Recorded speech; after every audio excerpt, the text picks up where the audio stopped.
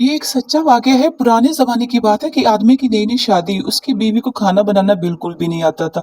वो अपने पड़ोस से एक बुज़ुर्ग आंटी को बुला लाया कि आंटी आप रोज़ आकर मेरी बीवी को खाना बनाना सिखा दिया करें, आपकी मेहरबानी होगी। उसने कहा बेटा ठीक है, मैं आ जाया करूँगी। वो औरत आई और उसकी बीवी को बताने लगी कि बेटा इस तरह करके सब्ज़ी काटते हैं और इस तरह करके आग जलाते हैं और फिर इस तरह करके खाना बनाते हैं।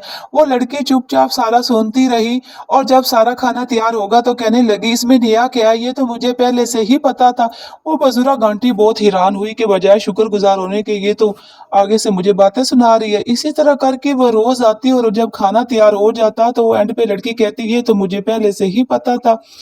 फिर एक दिन ऐसा हुआ कि उस आदमी ने अपनी बीवी से कहा कि आज मेरा दोस्त आ रहा है, तू मीठी सेवइयां बना ले। उस लड़की ने कहा ठीक है। तो फिर टाइम के मुताबिक वो बुजुर्ग आंटी आई और उसको सेवइयां को मीठी सेवइयां बनाना सिखाने लगी। तो वो लड़की कहने लगी ये तो मुझे पहले से ही पता था। बुढ़िया का बहुत गुस्सा आया, उसने कहा कि आज मैं इसे सबक सिखा के रहूंगी।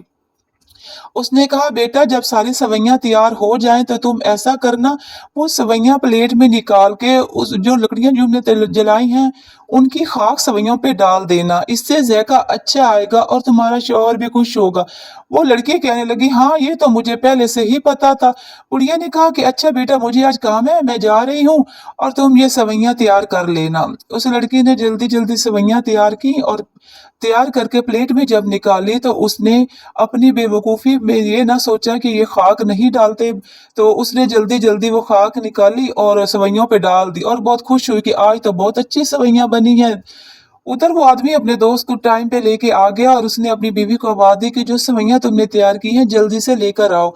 वो लड़की जल्दी-जल्दी सेवइयाँ लेकर आई और उसके दोस्त ने जैसे ही देखा कि सेवइयों में तो सारी खाक और मिट्टी है, उसे बहुत गुस्सा है। उसने कहा तुमने खाना नहीं खिलाना था तो ना खिलाते, ऐसे रिज़्क की बेइज़्ज़ती तो ना करते।